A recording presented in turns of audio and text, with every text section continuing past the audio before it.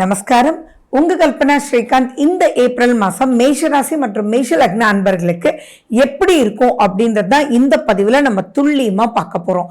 First and foremost மாத பலன் அப்படின்றது ரொம்ப இம்பார்ட்டன்ட் அப்படின்றது நீங்க எல்லாம் ரொம்ப தெரிஞ்சிருக்கீங்க.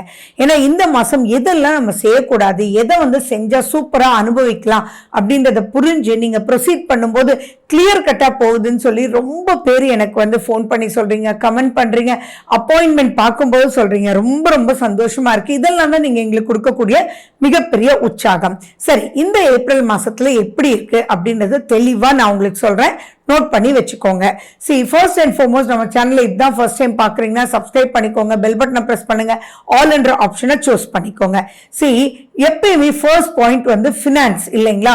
எதுலையுமே பொருளாதாரம் தான் ரொம்ப முதன்மையான ஒரு பாயிண்ட் வருது. அந்த பொருளாதாரத்தை வச்சு தான் நம்ம இப்போ என்னென்ன பண்ணலாம், எதை அடக்கி வாசிக்கணும் அப்படின்றதெல்லாம் புரியணும். செவ்வாய் அப்படின்றது தான் மேஷராசினுடைய ராசிநாதன். அவர் இந்த மாத தொடக்கத்திலிருந்தே பார்த்தீங்கன்னா உங்களுடைய விரய ஸ்தானத்துல போய் உட்கார்ந்துட்டு இருக்கார்.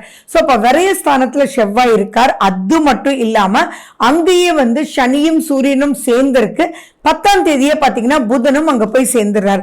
அப்ப மாசம் முழுக்க பாத்தீங்கன்னா ஃபர்ஸ்ட் ஆஃப் எதை எடுத்தாலுமே வரவுகள் சூப்பரா இருக்கும். ஆனா செலவு அப்படின்றது தொடர்ந்து வந்துட்டே இருக்கும். வரவுக்கு ஏற்ற செலவுன்னு சொல்லி பேலன்ஸ் பண்ணி போயிட்டு இருக்கும். ஆனா செகண்ட் ஆஃப் இருக்கு இல்லைங்களா? எப்ப சூரியன் உங்களுக்கு 14ஆம் தேதி உங்க மேலேயே உச்சம் பெறாரு. அப்ப பாத்தீங்கன்னா பிரம்மாண்டமா இருக்கும். சூரியன் உங்களுக்கு உச்சம் பெறும்போது அனைத்து விதத்திலயுமே ஃபண்டாஸ்டிக்கான அமைப்புகள், அதாவது மனசுல எதெல்லாம் சங்கடப்பட்டு இருந்தீங்களோ அத்தனை விஷயங்களும் நீங்க சாதிச்சு அப்லிஃப்ட்மெண்ட் ரொம்ப சூப்பரா சேவிங்ஸே பண்ணுவீங்க அப்படின்னா பாத்துக்கோங்களேன். அது மட்டுமா 19ஆம் தேதிக்கு அப்புறம் உங்களுடைய குடும்பஸ்தானத்தினுடைய அதிபதி யாரு? சுக்கிரன். உங்களுடைய தனம், வாக்கு, குடும்பம், பணம், சந்தோஷம் அப்படின்ற அதிபதியான சுக்கிரன் தன் வீட்டுல உங்களுடைய 2ஆம் வீட்டுல ஆட்சி பெறும்போது 19ஆம் தேதிக்கு அப்புறம் எல்லாமே ஃபேன்சியா பல upliftment in terms of financial upliftment இருக்கும். அப்படி இருக்கும்போது கண்டிப்பா நீங்க கடனை கட்டிடுவீங்க. கோல்டு எல்லாம் நீங்க பிளட்ஜ் பண்ணதெல்லாம் நீங்க வீட்டுக்கு கொண்டு வந்துருவீங்க. இன்னும் சொல்ல போனா இன்னும் கோல்டு வாங்குவீங்க. சேவிங்ஸ்ன்றது எப்படி பண்ணணும்ன்றது பிளான் பண்ணுவீங்க. அவ்வளோ விஷயங்கள் உங்களுக்கு பொருளாதாரத்துல அவ்வளவு நல்லா இருக்கு. அதே மாதிரி வேலை தேடிட்டு இருக்கிறவங்களுக்கு எல்லாம் பாத்தீங்கன்னா செகண்ட் ஹாஃப்ல கண்டிப்பா வேலை கிடைச்சிடும். அரசு சம்பந்தமான வேலைக்காக எக்ஸாம் எழுதிட்டு இருக்கிறவங்க, வெயிட் பண்ணிட்டு இருக்கிறவங்க எல்லாம் நீங்க கொஞ்சம் வெயிட் பண்ணி 14ஆம் தேதிக்கு அப்புறம் சிறு முயற்சி எடுங்க. ஆட்டோமேட்டிக்கா டக்கு டக்கு டக்கு டக்குன்னு உங்களுக்கு தேவையான இடத்துல திருப்திகரமான ஜாப் உங்களுக்கு கிடைச்சிடும். அண்ட் யாருக்கெல்லாம் நீங்க கவர்மெண்ட் சம்பந்தமா ப்ரமோஷன்ஸ் எதிர்பார்த்துட்டு இருக்கீங்களோ அவங்களுக்கு எல்லாமே ப்ரமோஷன்ஸ் அண்ட் டிரான்ஸ்பர்ஸ் ஃபண்டாஸ்டிக்கா மனசு திருப்தியா இருக்கக்கூடிய அமைப்புல உங்களுக்கு சூப்பரா இருக்கும். நீங்களே நினைப்பீங்க என்னடா அது 7.5 சனி நடந்துட்டு இருக்கு, ஆனா 7.5 சனிலையும் பார்த்தா செகண்ட் ஆஃப் ஏப்ரல் இவ்வளவு நல்லா இருக்கே அப்படின்னு சொல்லி குதூகலமா நீங்க சூப்பரா இருக்க போறீங்க. சோ சம்திங் எக்ஸ்ட்ராடினரியா இருக்கு. பிசினஸ் பண்றவங்களுக்கு ஃபர்ஸ்ட் ஹாஃப்ல தயவு செஞ்சு இன்வெஸ்ட்மெண்ட் எதுவும் நீங்க பண்ணிட வேண்டாம். அந்த இன்வெஸ்ட்மெண்ட் பண்ணும்போது ராசிநாதனும் அண்ட் சூரியனும் உங்களுடைய 5ஆம் வீட்டு அதிபதியும் பாத்தீங்கன்னா உங்களுக்கு 12ஆம் வீட்டுல போய் உட்கார்ந்துருக்காங்க. அப்படி இருக்கும்போது அங்க சனியோட வேற சேர்க்கை இருக்கிறதுனால உங்களுக்கு தெரிஞ்சதுதான் சூரியன் சனி அந்த அளவுக்கு ஜாயின் பண்ணி இருக்கிறது நல்லது இல்ல. செவ்வாய் சனி ஜென்ம பகைவர்கள். அப்ப பகைமையோட ஒரு அமைப்புல நீங்க ஒரு இன்வெஸ்ட்மெண்ட் பண்ணீங்க அப்படின்னா நீங்க நினைச்சது ஒண்ணு நடந்தது ஒண்ணா இருக்கும். அதனால தயவு செஞ்சு வெயிட் பண்ணுங்க. உங்களுடைய பிசினஸ் நடந்துட்டு இருக்கிறது அது வாட்டி நடந்துட்டு இருக்கணும். செலவுகள் மட்டும் கொஞ்சம் அதிகமா வந்துட்டு இருக்கும்ன்றது மைண்ட்ல வச்சுக்கோங்க. ஆனா 14th அப்புறம் பாத்தீங்கன்னா நீங்க பண்ணக்கூடிய இன்வெஸ்ட்மெண்ட் தைரியமா பண்ணலாம். எக்ஸ்பென்ஷன் ரொம்ப ரொம்ப ரொம்ப ரொம்ப சூப்பரா பண்ணலாம். அதே மாதிரி உங்களுக்கு வேண்டிய வேலையாட்களும் அமைவாங்க. நீங்க எடுக்கக்கூடிய ப்ராஜெக்ட்ஸ் சக்சஸ் பண்ணி நெக்ஸ்ட் ஸ்டேஜுக்கு எடுத்துட்டு போறதுக்கு ஒரு மிகப்பெரிய பிள்ளையார் சொல்லி போடக்கூடிய ஒரு அற்புதமான ஒரு காலகட்டமா இருக்கு. அதே மாதிரி உங்களுடைய குடும்பத்துல எவ்வளவு பிரச்சனைகள் எதுவாக இருந்தாலும் சரி, குடும்பம் அப்படின்றது கணவன், மனைவி, குழந்தைங்க அப்படின்றது எவ்வளவு பிரச்சனைகள் இருந்தாலும் சரி, உங்களுடைய தாயார், தந்தையார் அவங்களுடைய பிரச்சனைகள் எவ்வளவு இருந்தாலும் சரி, சூரியன் உங்க மேல உச்சம் பெறும் போது 14ஆம் தேதிக்கு அப்புறம் ஒரு மாசத்துக்குள்ள அனைவருடைய பிரச்சனையும் நீங்க தீர்த்துட்டு அப்பாடா அப்படின்னு ரொம்ப ரொம்ப ரொம்ப ரொம்ப வந்து திருப்தின்ற ஒரு அமைப்புல இருப்பீங்க. பிரம்மாண்டமா நீங்க வந்து முடிப்பீங்க. பட் ஆனா அது வந்து சந்தோஷம்ன்றதை விட, அதை ஜாலின்றதை விட அப்பாடா அப்படின்னு இருப்பீங்க. ஏன்னா ஏகப்பட்ட ஸ்ட்ரெயின் தொடர்ந்து எடுத்துட்டே வந்திருப்பீங்க. ஏன் இன்னும் சொல்ல போனா நிறைய பேர் 12 மாசமா முடியலடா அப்படின்னு சொல்லி இது தொடர் பிரச்சனையா இருக்கு, எப்பதான் முடியணும்னு தெரியல, அப்பாக்கு ஹெல்த் ப்ராப்ளமா இருக்கு, அம்மாக்கு ஏதோ பண்ணிட்டு இருக்குன்றாங்க, வீட்டுக்கு புள்ள போனா ஒரு நிம்மதியே இல்லடா, கணவன் மனைவிக்குள்ள ஒத்துமை இல்லை, எல்லாருமே டயர்ட் ஆயிடுறாங்க, சுத்தி போட்டு கூட ஒன்றும் முடியவே இல்லை. அதே மாதிரி குழந்தைகளுக்கு பிரச்சனை மேல பிரச்சனையா இருக்கு, செலவு பயங்கரமா ஆயிட்டு இருக்கு அப்படின்னு குடும்ப சுமை அப்படின்றது எதெல்லாம் நீங்க சொல்லுவீங்களோ அதெல்லாம் 14ஆம் தேதிக்கு அப்புறம் பறந்தே போயிடும். ஆனா பறந்து போயிடுச்சுன்னு சொல்லி மிகப்பெரிய ஜாலியா இருக்க விடாது. ஏன்னா மனசுன்ற இடத்துல கேதுன்ற ஒரு கிரகம் போய் உட்கார்ந்துட்டு இருக்கு. அப்ப நீங்க வந்து ஞான ரூபமா மெச்சூரிட்டி லெவலோட அப்பாடா முடிஞ்சிச்சுடா, இனி நம்ம செஞ்ச தப்பெல்லாம் வந்து இனிமே பண்ணக்கூடாது, நிதானமா எதுவுமே டிஸ்கஸ் பண்ணி அப்புறம் முடிவெடுக்கணும் அப்படின்ற ஒரு மிகப்பெரிய பெருமையோட நீங்க திருப்தியா உட்கார்ந்துருப்பீங்க. அப்படின்றது மிகப்பெரிய அனுபவிக்கிற யோகத்தை கொடுக்கக்கூடிய அமைப்புல இருக்கு. ஸோ செகண்ட் ஆஃப் ஏப்ரலுக்காக காத்துருங்க. அனைத்து விஷயங்களுமே உங்களுக்கு சூப்பரான ஒரு அமைப்புல இருக்கு.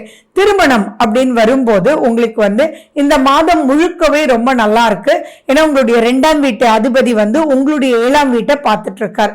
7ஆம் வீடு அப்படின்றது அவருடைய வீடாவே இருக்கிறதுனால எதை எப்படி எந்த விஷயங்கள் நடந்தாலும் திருமணம் அமையறதுக்கு உண்டான வாய்ப்புகள் இருக்கு.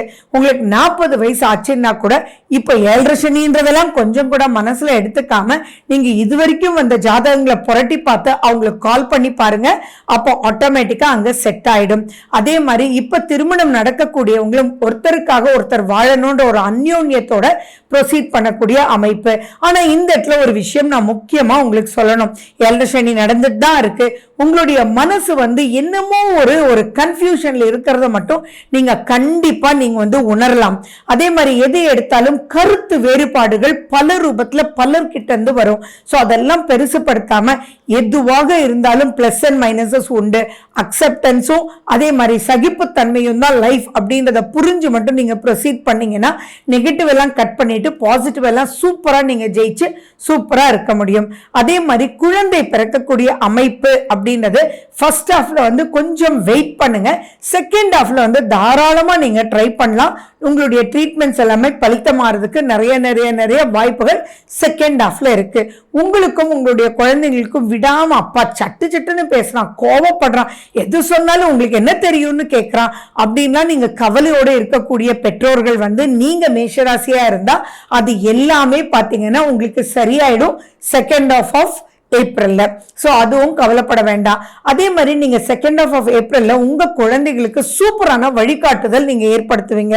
அப்பதான் அந்த மார்க் எல்லாம் வந்திருக்கும், நிறைய காலேஜ் சீட்டு +1ல என்ன எடுக்கலாம், எது பண்ணலாம், அவனுடைய ஃபியூச்சரை எப்படி டிசைன் பண்ணலாம் அப்படின்ற கவலைகள் எல்லாம் உங்களுக்கு பறந்தே போய் கரெக்டான டிசிஷன் நீங்க எடுத்து அந்த டிசிஷனுக்கு உண்டான காலேஜ் சீட்டு +1ல எல்லாம் சீட்டு கிடைச்சு திருப்தியான அமைப்பு இருக்கும். இந்த ஒரு இடத்துல வந்து கொஞ்சம் செலவுகள் இருக்கக்கூடிய வாய்ப்புகள் இருக்கு. பட் அந்த செலவுகள் பண்ணிட்டோன்ற கவலை இருக்காது. அந்த செலவு பண்ணது அவனுடைய லைஃபுக்கு சூப்பரா இருக்குன்றது பெருமைப்படக்கூடிய அளவுக்கு திருப்திகரமான அமைப்புகள் இருக்கும். ஆரோக்கியம் அப்படின்ற விஷயத்துல கண்டிப்பா நீங்க கேர் எடுக்கணும்.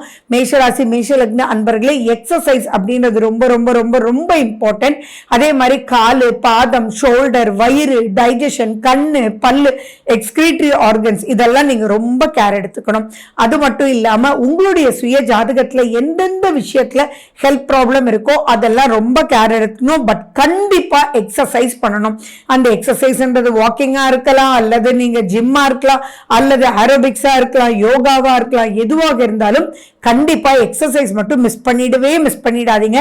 7.5 சனி முடிகிற வரைக்கும் எக்ஸசைஸ் ரீஜெனரேட்டிங் அப்படின்றது வேணும். அதே மாதிரி உஷ்ண சம்பந்தமான கோளாறுகள் வரதுக்கு உண்டான வாய்ப்புகள் இருக்கு. ஸோ நீங்க வந்து தொப்புள்ள நல்லெண்ணெய் வைக்கிறது, விளக்கெண்ணெய் வைக்கிறது, நெய் வைக்கிறது, இந்த மாதிரி விஷயங்களை நீங்க கண்டிப்பா நீங்க பேலன்ஸ் பண்ணிக்கணும் அப்படின்றதுல கிளியர் கட்டா இருங்க.